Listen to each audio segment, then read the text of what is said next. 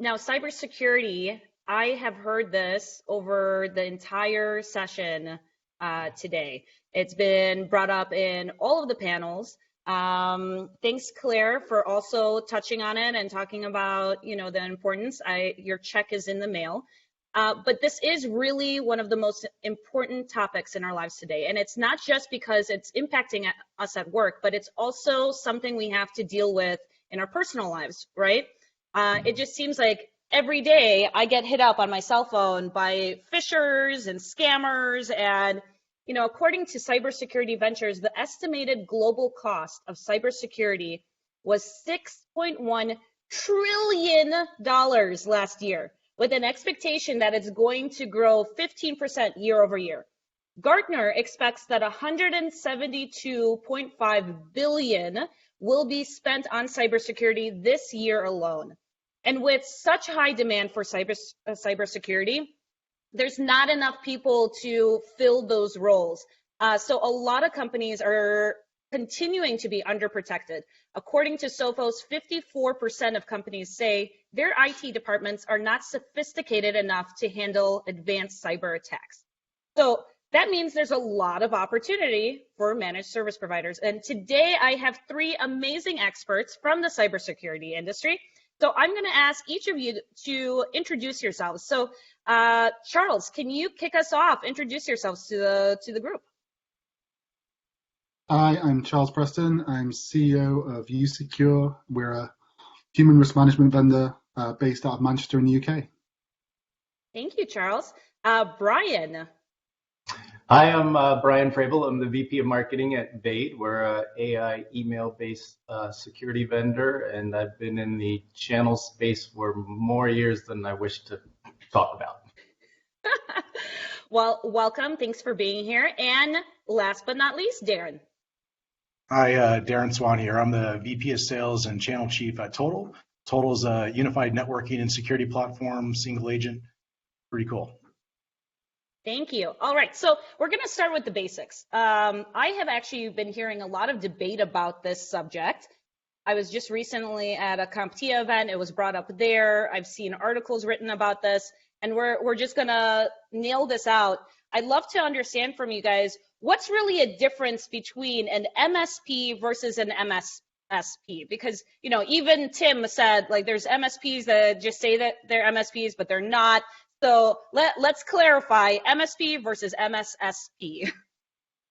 Yeah, I think that the way I define it is an MSP will be coming from a more general IT background with maybe some focus on security, and an MSSP will be the flip of that. So they'll be coming in it primarily from the security and cybersecurity perspective, probably with some IT services in there. And my experience is that you usually see that from the founder and the owner who has come either from an IT consultancy background or a security consultancy background, and that's kind of the skill set that they brought into the MSP that they built.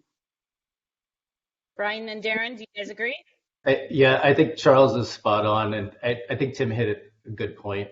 Labels we will always want them to be black and white, but there's gray areas. But I think traditionally MSP is kind of IT operations, keep making sure your systems are easy to use and they're working, where MSSP is all about making sure your people and your data and your IT infrastructure is safe and secure, in some cases even compliant if you're in an industry that relies on that. Yeah, and I don't know, just to add a little bit more to that, it's, the difference between preventative and reactive, right? So, MSSPs versus MSPs. MSPs are break fix until they're preventative. They're going to be whack-a-mole and reactive to every ticket that ever comes in, until they begin to pivot into a security-focused business model that's preventative, that's working to make sure problems don't happen in the first place. Gartner does describe, MSSP, rather well. And one of the main indicators is you got a 24/7 SOC team. You got somebody watching things 24/7. If there's an issue, you're responding to those issues. And today, every MSP, break fix, whatever you want to call them, we're all security people. We have no choice. Every one of us has the fiduciary responsibility, to protect ourselves and protect our clients every single time we wake up in the morning and before we go to bed at night, all day long, right? And hopefully everything we put in place is doing those protections overnight too. And then we have that SOC, that 24/7 eyes on glass that's watching things. Doesn't mean the MSP, has to go out there and hire a bunch of, security professionals, right? That's what those 24/7 SOC team services do.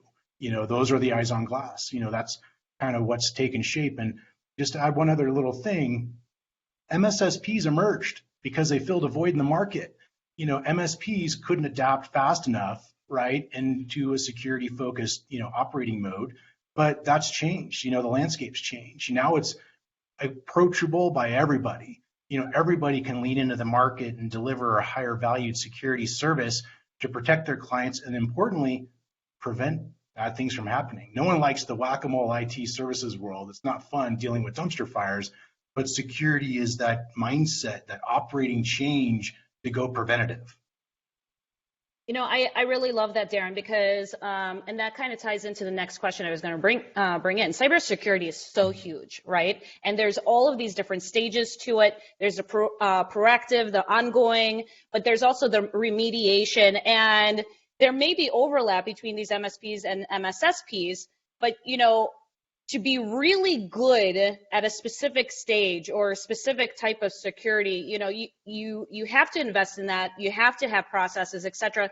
How should service providers be thinking about that as they're building out their solutions? If they decide, hey, we're just going to provide this proactive thing, or if they want to be full-blown MSSP, what are your thoughts?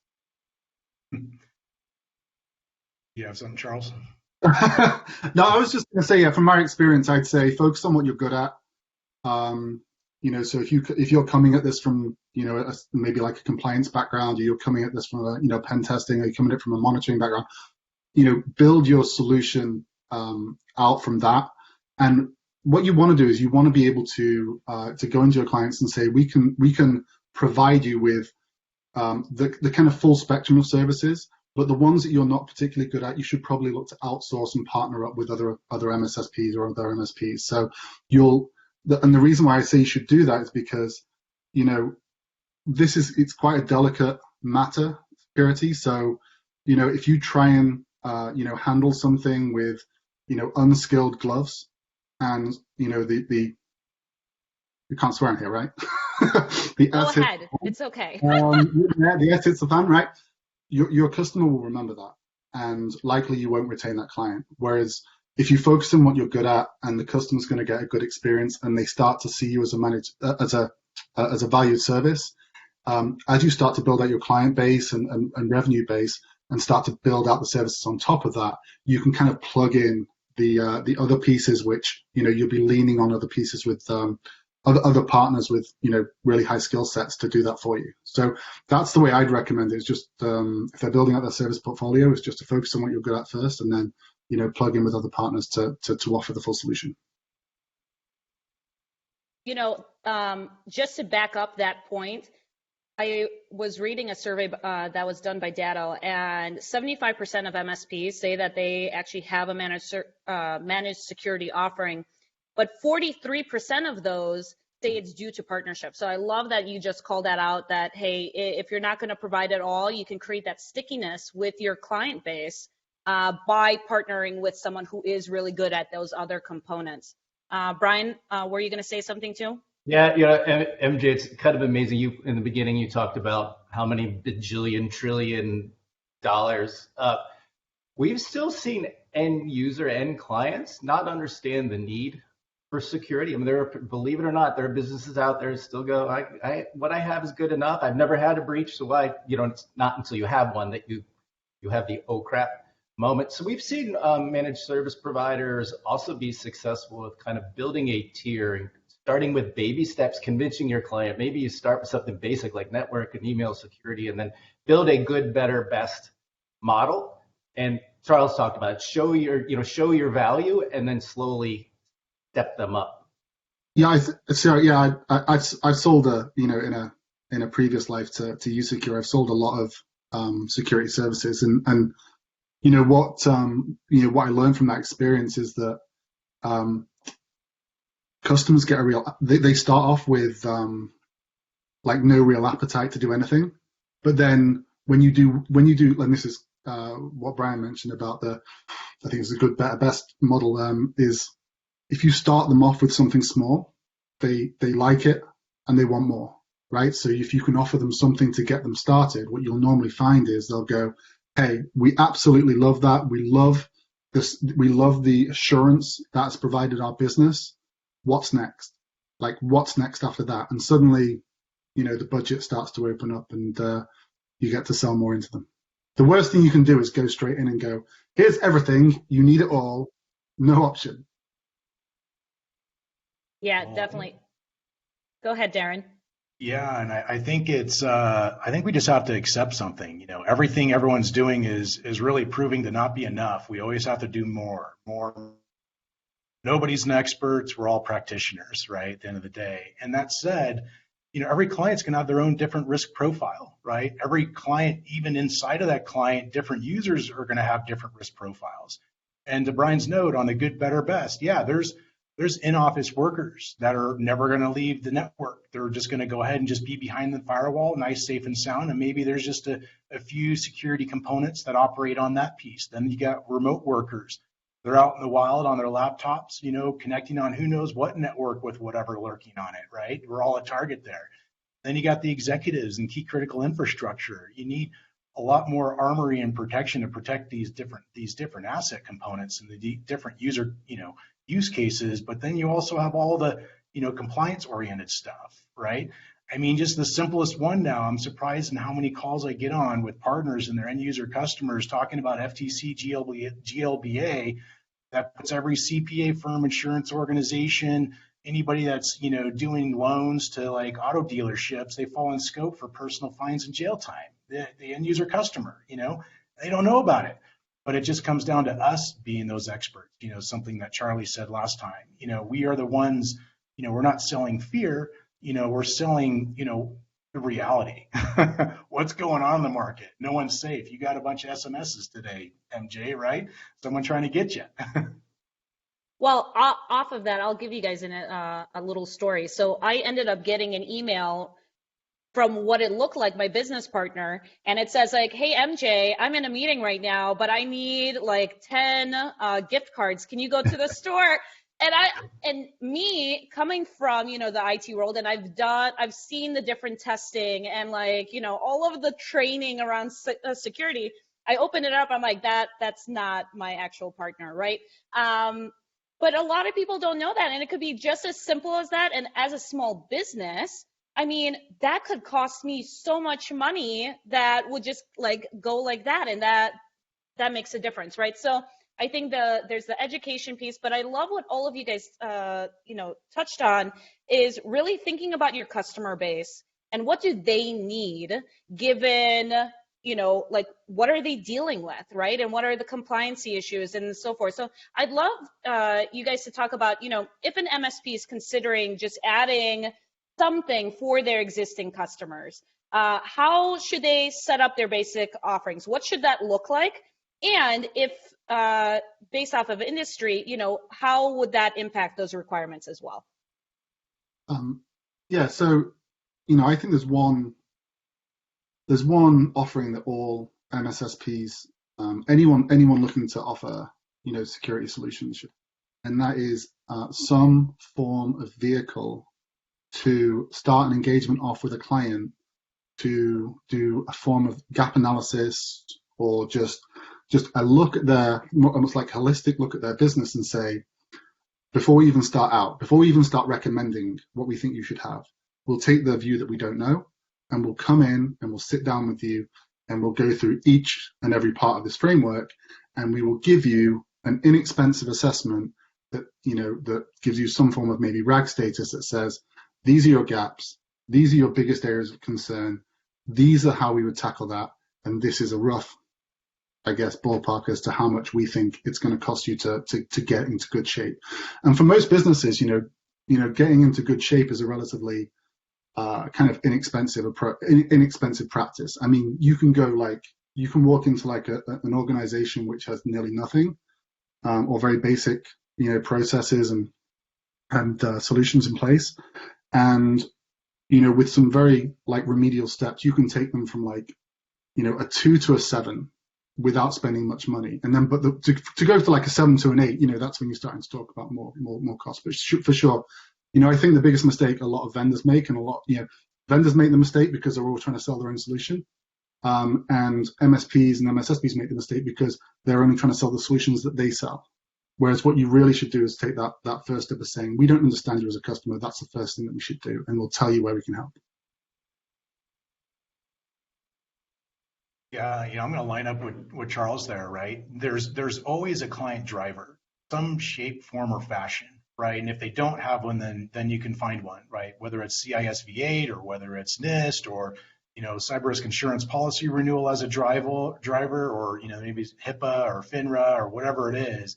There's a framework to operate from, and build around where you can get to their minimum level of protection they need in order to get that security policy.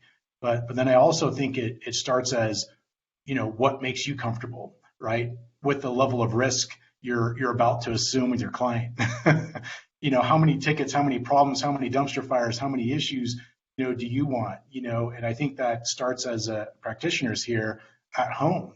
You got to be your own best use case, your own best success story of how you have peace of mind at night and how you can demonstrate that your security program strategy that you've implemented on your own business, that's a risk and threat to your customer's business, is protected and preventing problems from traversing out to your client, right? So there is a little bit of that look in the mirror moment of what you currently have, and is it effective enough to give you peace of mind and actually protect your client? And there are frameworks to operate from. Yeah, I think this is a good opportunity to take what Tim was saying, and everybody offers 24/7 support. How do you differentiate? Sitting down with your client and saying, what do you need? How does your business operate? Because if you have a small business with 10 employees who all work on a desktop, no hardware ever leaves the building, maybe a simple firewall, little email security, and you're done. And then to Darren's point, you get into compliance space, FINRA or HIPAA. It's a very different security solution. So this is an opportunity for an MSP to sit down, really understand the business and their clients' need and differentiate themselves, as opposed to going, I have this off-the-shelf security product, want to buy it? Yep. Great. Yeah. Sorry, go. Perspective. I was just going to say, just adding to that, it's a simple math equation, right? To the customer, to the buyer. How much do you have to lose? How long do you have until you lose it all? Think about quote to cash in your business in every industry ever out there. If some function can't operate for an hour, a day, a week, a month, how long can you not operate until it's so painful you can't come back from it? That's where you can start to drive that business valued conversation and, ultimately get premium MRR, right? We should be able to attach the business of keeping the doors open than just the cost of actually just keeping those lights on. Yeah, and I think this, purely from a, I guess covering your own back scenario, like you need to be able to say, you do need to be able to say to the client, like, not like we told you so, but from a I guess like an assurance perspective, you need, like, if you advised a client to take certain steps and the client's fully within their right to say, actually, I think I know better. Like we're gonna do like 1 and 2, but we're not gonna do 3, 4, and 5, right? And then, a few months down the line, they get hit with an attack, and it's directly related to one of the things that you recommended to them. Then you can, that's a good commercial opportunity to go and say, look, we didn't know each other when we did this, but we recommended these were the steps you should take. You chose not to take them, and this has been the result. We can't do anything about that now, but this is what we're going to recommend doing, moving forward from here. And, that can really help the process with bringing that client on board, and also make sure that from a trust perspective, at least they can turn around and say, well, yeah, okay, yeah, that's on me. So yeah, I think having that initial engagement with the client is super important. So what I'm hearing is, looking at your customers, seeing what requirements they have, looking at what solutions are then needed for that, and then from there, I'm assuming that's how they start building out their security tech stack. Is that right? Yeah, more or less. I think it goes beyond just like a tech stack, right? It's stack, stack, stack. You can't be an expert in 5, 10, 15, 20 different products, installing, configuring, and managing all these different parts and pieces that don't work together. No, it's a strategy, right? A strategy, hopefully, that you can demonstrate that those protections and preventions are actually doing their job. But yeah, stack's a tough thing. I hear stack all day long every day, and it's like, position it as a strategy, back to Tim Conkle, and he was talking about don't sell the technology parts and pieces, all the capabilities and, componentry and the technical attributes, because the customer's brain's going to hurt. They don't want to hear it. Talk about the effectiveness of your security strategy. Right? I would agree. It's a strategy, and you may be an expert in half the stack, and you may need to partner with someone else who can fill out your portfolio. But if you start with a strategy, you know what you're trying to achieve from a business perspective. Yeah, we've been overtooled, no doubt about it.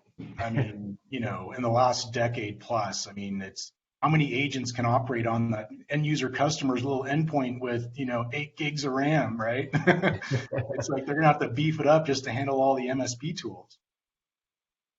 Yeah, and I think as well, MSPs should take the view that, number one, their customers don't know what's in their tech stack, and they shouldn't have to care either. So, and what I mean by that is, it's like if I go into a shop and I ask someone to build me let's say I want a gaming rig, right? Build me a gaming rig. I'm totally non-computer efficient, have no computer knowledge. All I want to do is play the games on, computer games on the highest graphics settings. I don't need to know all of the component parts, and I shouldn't care what the component parts are that are going into there. That's their job, and that's why that person's doing that job for me. So if you were to look at that from a security provider, then that's the same thing, right? The customer's going to be like, if I knew all of these things and I cared deeply enough about them, then I've got the knowledge and the know-how inside my business to go and do it myself. I don't. So I expect you to have done the due diligence, gone out there, found the right solutions to fit into your portfolio, and then when you bring the offering to me, I'm seeing the thing that I want to see, which is I want to see the assurance. I want to see my business. I want to see the things that are worrying me go away. I want to see the business improving over time, and that's what I want to get back from you. And I think, that's the way that I think there's too many times where MSPs and MSSPs miss that. They miss that, and they kind of go in and say, oh, we sell this product, or we sell this, because we think it's great. It's like, right, well, then you're into reselling, right? And, I would say that if you're a reseller, then, if you're a small reseller, you're in a race to zero.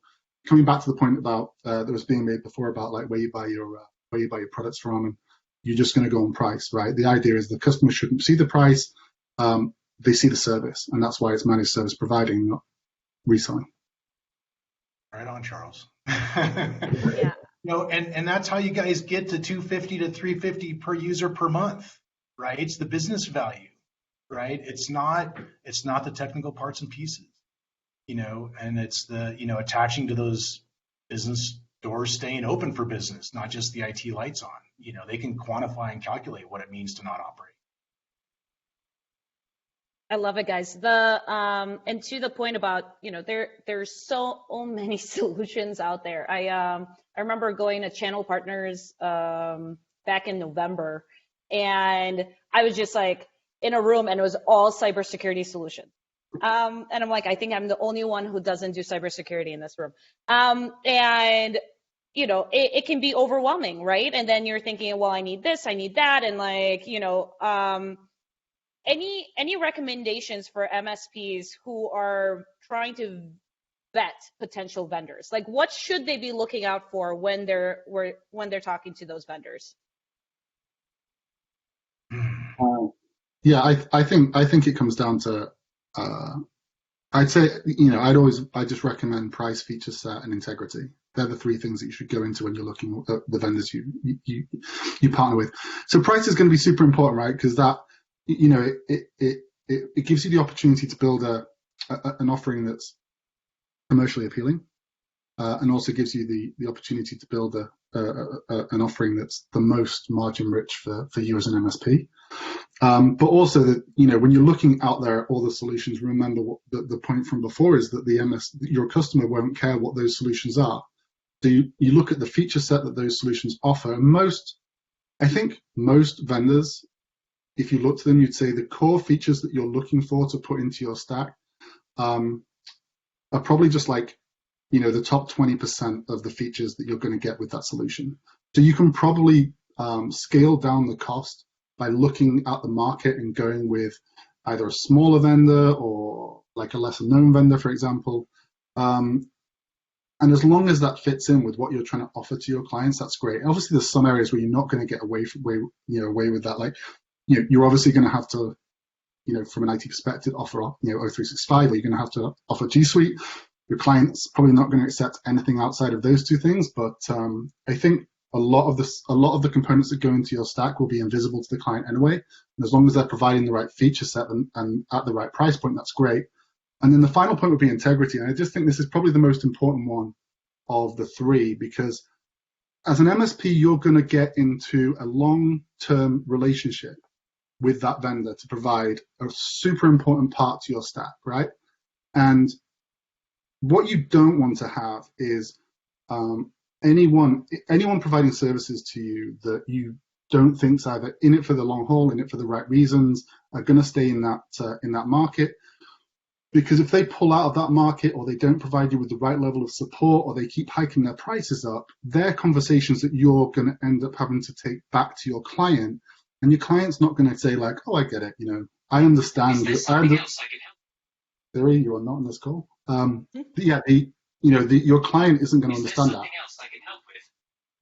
that. So it's really important to make sure that you're getting into a relationship with vendors that you feel you can trust.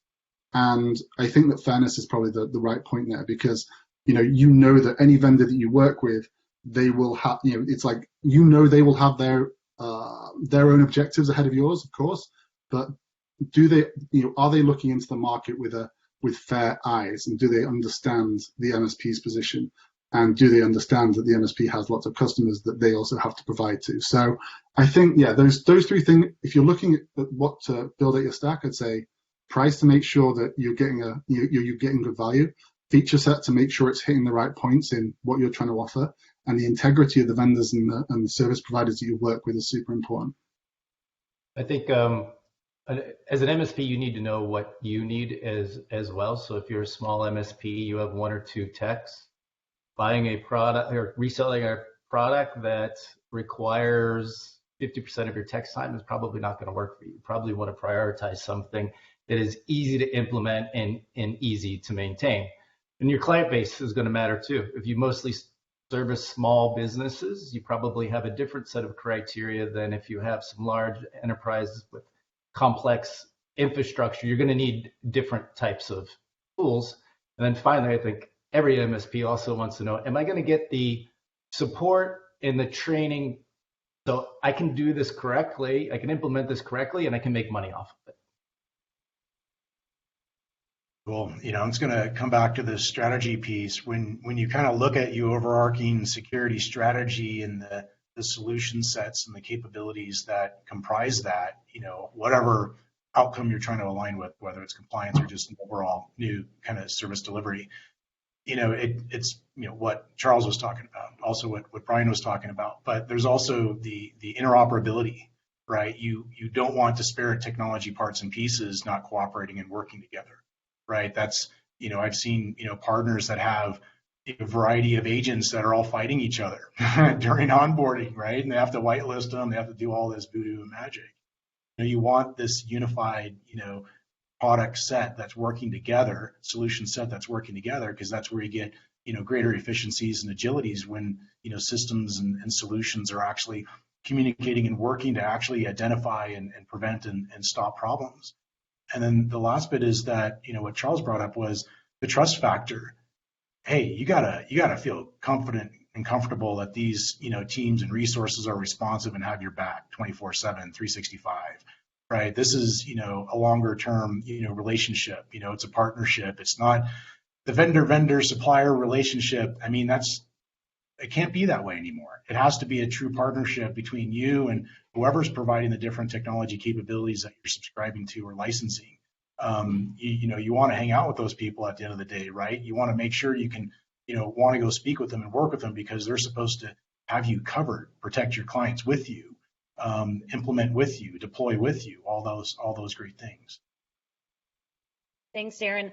I know we're up on time, and before Matt comes on here and then gives us the hook or whatever, I just wanted to thank you guys so much for your time today.